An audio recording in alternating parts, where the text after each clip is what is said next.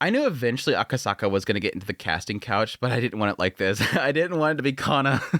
This stuff sucks so much. My stomach was just in a turn the entire time, just pain. I'm like, girl, get out of there. I don't care how much you want to get back into acting. Get away from there. I don't care if you have some sort of plan of getting them drunk and then saying that it's that time of the month and running out the door. Don't go in there. You don't know. Some of these people are going to just not be able to let go. They're going to overpower you. Something like that. You got to get out of there, girl. At least this guy was honest. At least this Shima guy was honest. He's still a scumbag. He's an honest scumbag in the end. At least he was honest. At least he stopped himself and stepped away. Again, it's just the scary part there is just if they don't. The scary part there is even if they seem like they're an honest person, if they, get a little bit too tipsy, they might force themselves. That kind of stuff is always the fear there. But yeah, this is unfortunately just the casting couch. This is the casting couch aspect here.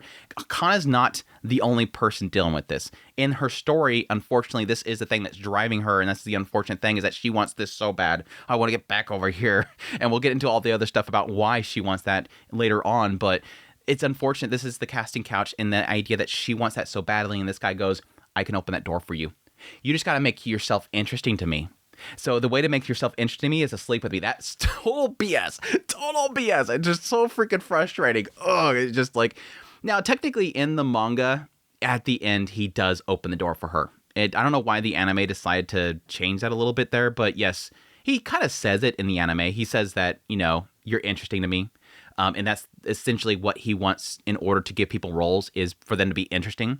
And so it seems like her little outburst about Aqua is what ultimately, in the end, sparks his creativity, and now he wants to give her a role.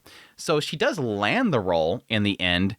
It just sucks that this guy, in his mentality, is to exploit people by saying, if you want a role, sleep with me in order for me to be interested in you. It's BS in the end. It's just all, like, again, scumbaggery that I absolutely hate. Again, it's unfortunately a thing that just happens way too often. But anyways, episode 29 of Oshinoko, really solid episode. It looks like, based on the manga, they did skip a little bit of segment with Akane.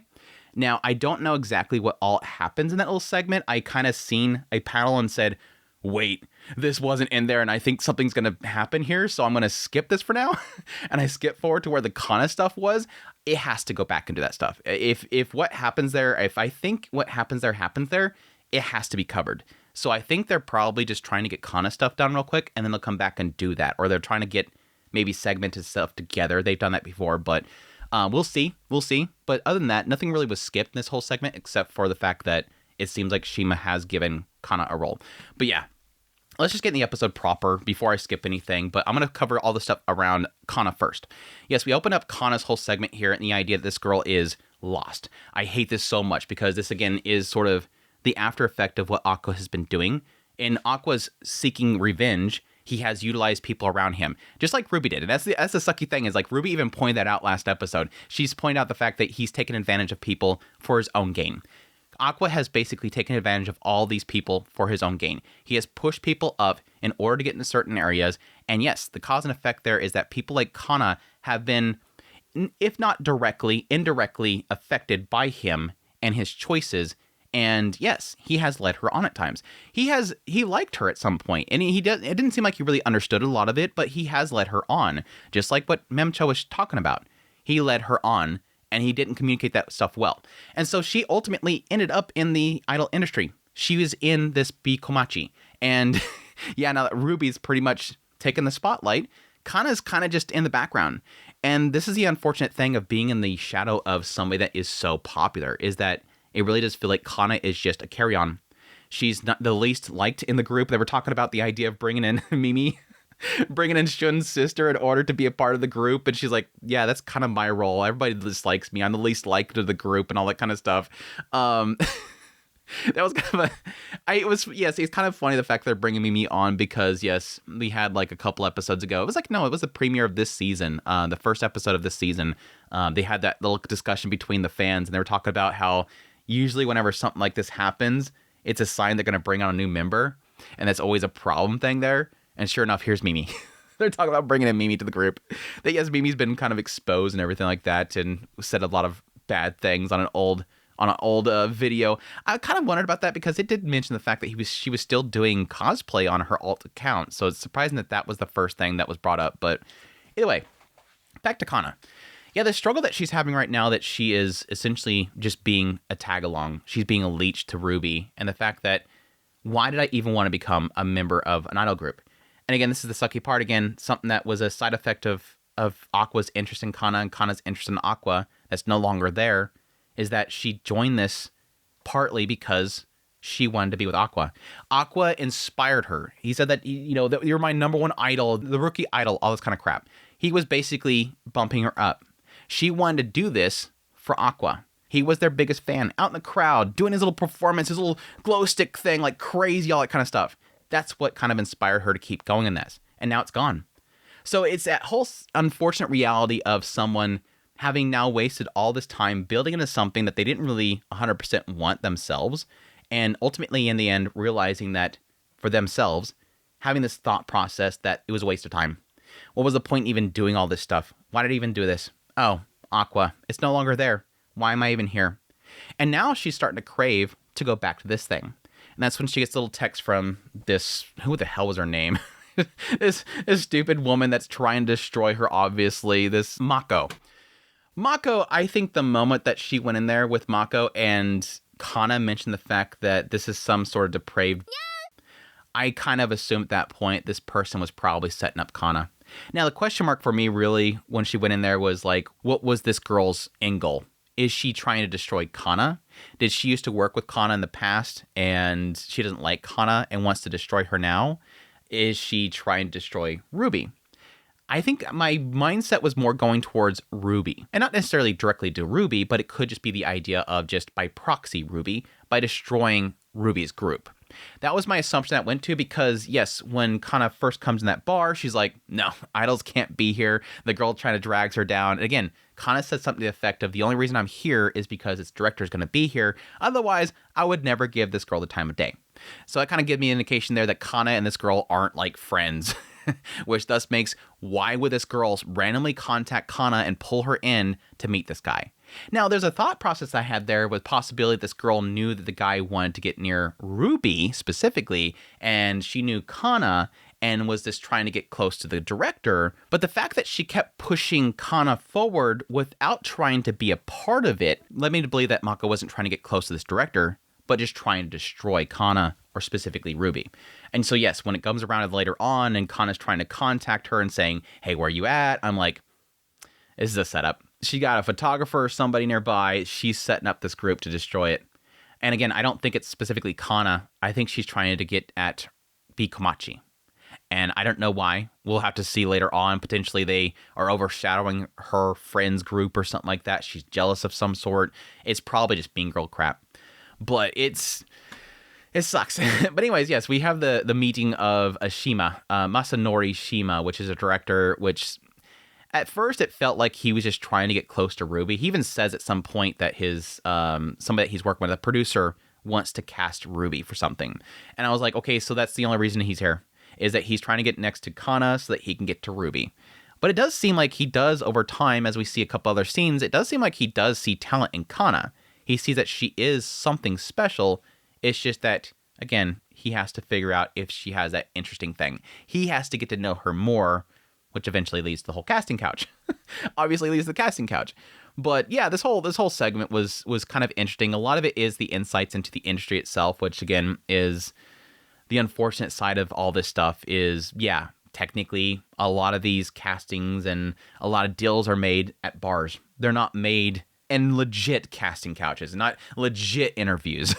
Legit interviews where they, suss them out, have them do some lines, see their talent, scout them from somewhere else, something like that. Legitimate methods. This is typically where a lot of stuff happens. I mean, literally yesterday I recorded a video talking about Needy Girl Overdose, and the producer in that statement said that this whole thing, the anime adaptation of that, started at a bar.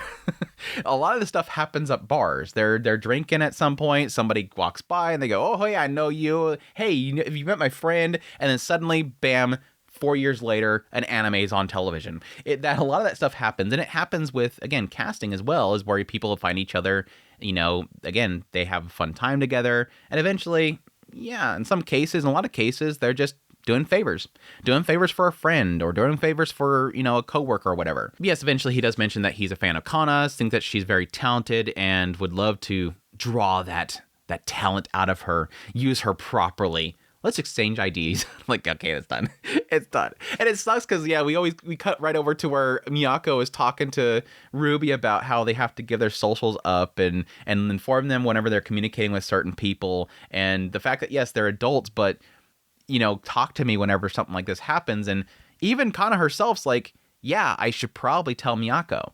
And unfortunately, yes, her mind is thinking to herself, I'm an adult. I can handle this myself.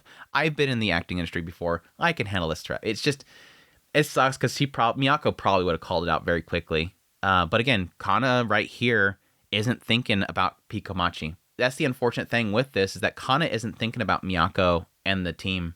She's thinking about, how do I get out of this and get back over to here? And so why would I want to tell Miyako? Why would I want to tell her? I would say, yeah, Miyako would probably like, don't go to a hotel. Don't go to his office. Don't do that. Exactly what she does that ends up being the problem. The discussion about the whole, yes, idols giving up their rights, or at least technically just talent giving up their rights, is, yes, a thing. Every single one of these individuals have to give up a lot of stuff. And again, a lot of it has to do with, we see it in episode 0, the first season. What happens? When people know where you're at, what happens?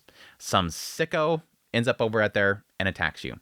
And again, they just had a couple episodes ago, they were talking about, I running into our old friend and how that gets into tabloids, and everybody's talking about how he had a boyfriend, all that kind of crap. It happens all the damn time, and it's an unfortunate thing. It's partly because PR for the company, they want to keep a really strong handle on all these talents and what exactly they do and who's DMing them, all that stuff.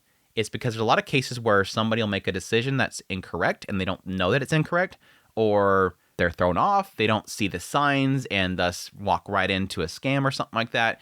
There's so many things that can happen that's really unfortunate. And yeah, they technically get in the idea that a lot of it's around curving the talent as well.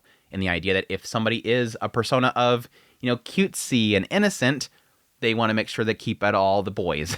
Keep any males away from them, in contact with them, because, again, it's that whole, like, protect the smile kind of thing. It's all in how they curve the character, too. And yes, obviously, Shin brings up specifically VTubers, which, yes, VTubers is a very interesting realm that I find very fascinating when it comes to how they handle the talent. And I didn't know about the whole signing NDAs about your work history with another company. I find that to be a little bit odd, but at the same time, I understand the idea of, like, specifically the personas are with that company. That part I understand. And the idea that these companies will, in a lot of cases, some of the companies will invest in artists to make the model itself for the VTuber, and it has, like, that artist's brand on it, and thus you can't just take it somewhere else. It's owned by the company because they paid a boatload of money for some very talented artist and well-known artist to draw a character that is in their possession. And they can't just let the talent run off with that art because it's still attached to that artist. And the artist agreed to it knowing that company is going to keep that character safe and not do something inappropriate with it. It's a really weird, interesting realm that I would love to do a deep dive into. But we then have the scene where Kana ends up going to meet Shima alone. And again, this chick just doesn't end up showing up. And so she's stuck there alone with him.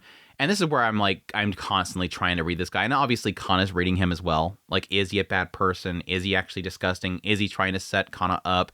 All this kind of stuff. This is where things get really unsettling. And it sucks because as he's sitting there giving off this aura that he's legitimate, that he's not trying to use Kana, that he's not trying to casting couch her, the entire time I'm going, the more he looks positive, the more he looks like a good person, the more I think it's going to turn out to be a disgusting person. Like, the more it seems legit, the more it seems illegitimate. But yeah, he's talking about his wife over in Hollywood and the difference between Japan and Hollywood, and how in Japan, unfortunately, especially for live acting, they don't really care much about their talent. They don't care to develop their talent. They don't care to, look for good talent. They're just looking for names in a lot of cases. And yes, like he mentions, and we've experienced this in, I think, the first season, they're often bringing in models because they just look good. I mean, yes, that was the whole idea of bringing in all those hot guys from the, the different, I think it was an idol group or whatever. Bring in the hot guys because it brings in eyeballs. They suck at acting. They're just really hot.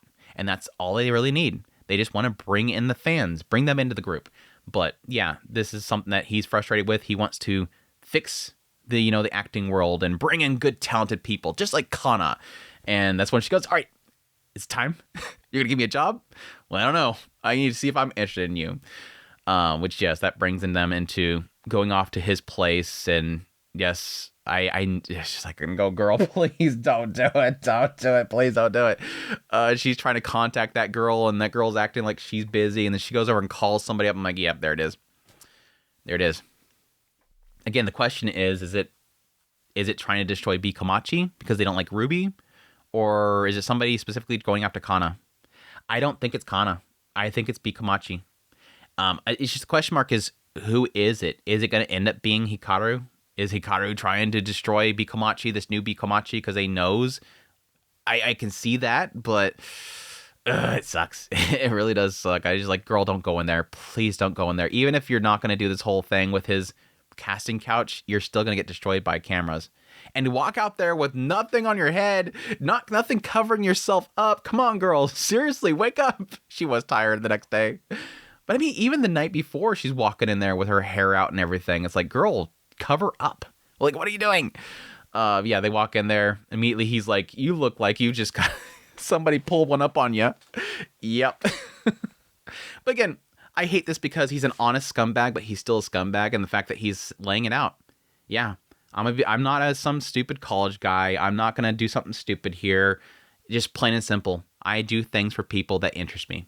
And again, it's the scumbaggery right here where he's claiming, or at least he's implying that if you want to be interesting to me, sleep with me. That's literally what he's saying. You have to show some sort of interesting thing to me. Now, it could be the fact that all she has to do is just really kind of just talk to him and get him interested. But in the end, he does pursue her and confirm that it's sex specifically. She's like, oh, you're a playboy. What about your wife? She does it all the time too. Yeah, because that totally makes it right? That totally makes it okay to literally take advantage of actors and say, I'll give you a role if you sleep with me. Scumbag.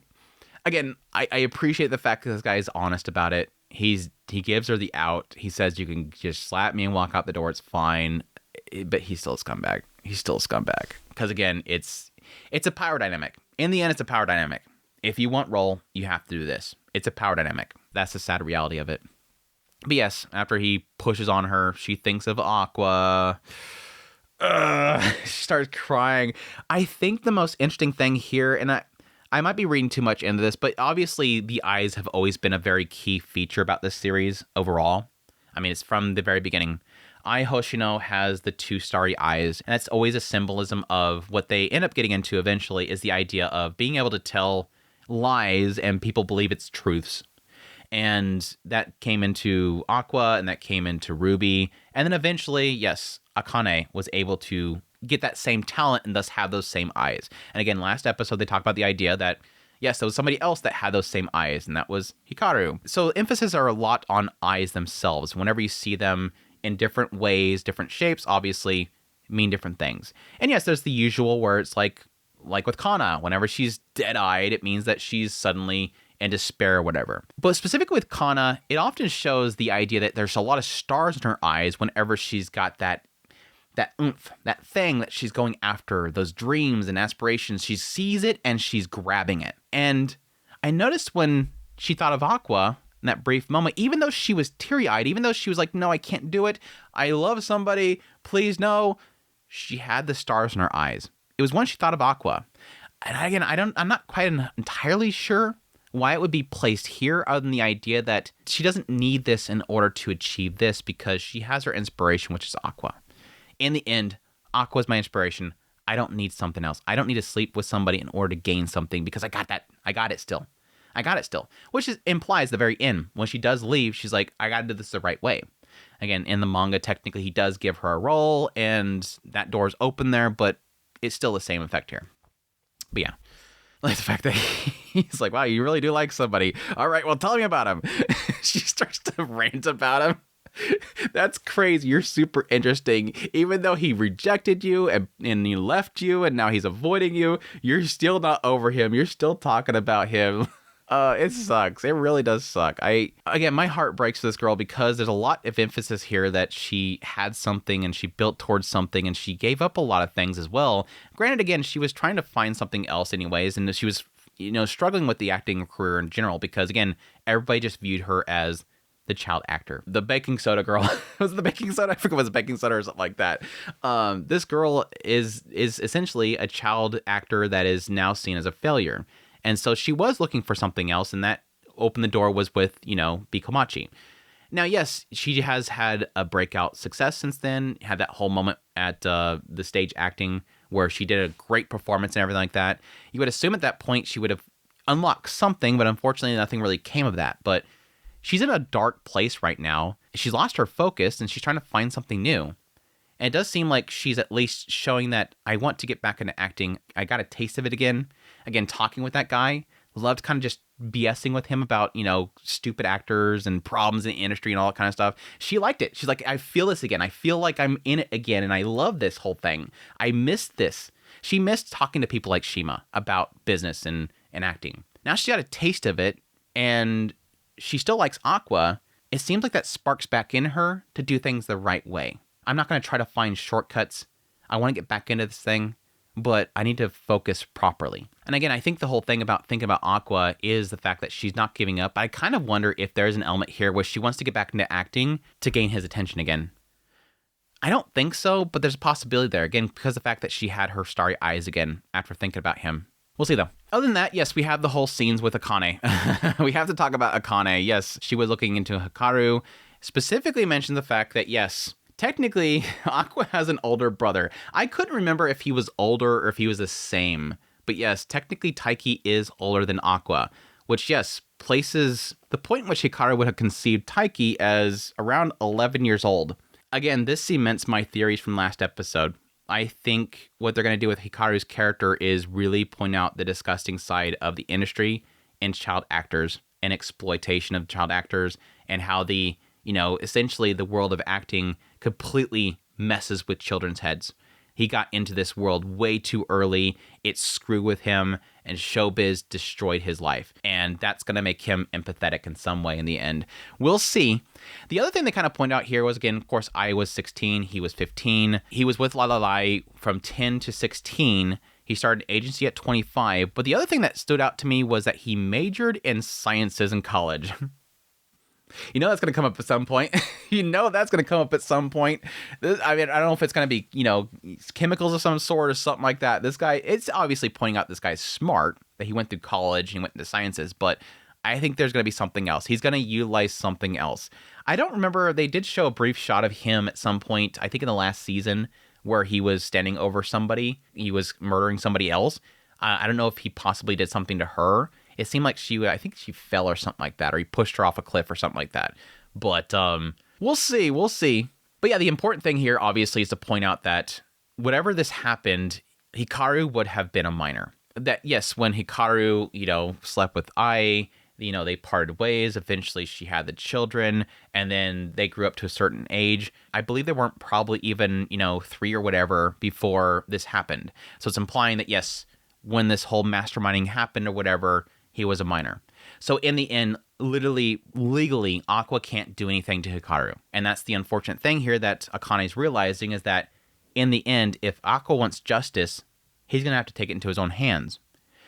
But she's saying, I'm not going to let that happen. I can't let them find each other. I can't let them meet. I'm going to have to handle it. So it implies that Akane did technically say this, right? Akane did technically say this. When she kind of connected everything with Aqua, she said that, use me.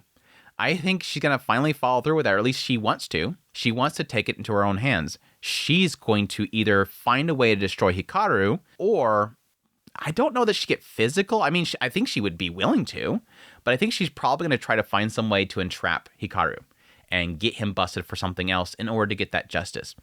I don't know. But yeah, we also had a scene where Aqua contacts Akane, which, again, this part really did a lot for me in my perspective of Aqua and Akane's relationship, because we kind of had a big time jump. And Akane sort of said that, yes, Aqua has been really good to me and treat me well and all that kind of stuff. This really did kind of shine that light on there where, yeah, it seems like he legitimately does care for Akane, that all this time that he has spent with her has been great. And again, a lot of that has to do with the fact that she has shown him that despite all this crap that happened before, I can move forward. There is a future for me. That was what he was going after. He wanted to see if he can finally have just a normal life after finally, putting to rest this whole going after the killer of I. That stuff. He finally found that thing. He was going towards that thing. So I do like the fact in the end, he says, what do I do? Tell me what to do. She says, no, decide that for yourself. And then once you make that decision, if you need my help, I'm right here. I'll help you however I can. I like that she's opening the door there to support, but still saying, do your own thing. You have to handle it yourself. Don't become a puppet of mine. That reply from her is just absolute beauty right there. Absolute beauty. And yes, mentioning after getting off the call with him that she's going to free him soon. It still doesn't seem like she's acknowledging that he knows again. Again, I think that's a lot to do with the fact that she just feels like he's in a slump again, not necessarily that he's seeking revenge again. Honestly, I'm going to be very curious what he ends up deciding, because it doesn't seem like it really gives us a sense of what he's thinking about right at that moment. Obviously, in his mind, he's struggling over, I can't be happy again. I have to go find the killer again. Or do I keep, ignoring it and move on with my life with Akane? I'm finding this to be happy. It's giving me this feeling like I can change. That could be the two decisions there. And in the end, maybe with what's happening with Kana, I don't know, something else. If technically Hikaru is involved with whatever's happened with Kana, if something, again, if Akane, in wanting to pursue this herself, ends up getting herself in trouble, that's what's going to trigger him back into it. I think there might be something that triggers him back into it. It could be something around Ruby as well. Something's going to give him that nudge where he has to get back in this whole thing. I just hope that in his new pursuits of it, he's a little bit more level-headed about it. Because before, he was just stone cold, I can't be happy, and going after this thing. You can still be happy while pursuing your revenge. And that's something he's never really had. But we'll see. But I think that's pretty much everything in this episode. A lot to talk about. I went on a massive Yap Fest, so hopefully you guys enjoyed this Yap Fest. I really do appreciate you guys' support and checking out these videos and supporting the channel and all that kind of stuff. Again, as per usual, for the source material readers, I don't need any answers to any of my speculations. We're having a lot of fun here, but most of the time I enjoy just soaking up all this insight into this nasty industry that, again, a lot of it clicks for me. A lot of it is like, yep, I've heard stories of that. Yep, I've heard interviews about that. Yes, I've seen that course case of there. This stuff happens. It's unfortunate. It happens. Akasaka has a lot of material in the world of entertainment to go based on how much he's kind of dealt with it. But anyways, hope you guys enjoyed. If you did, hit the like button down below. If you like this content and want to support the channel more, become a member. Until next time, you'll take care.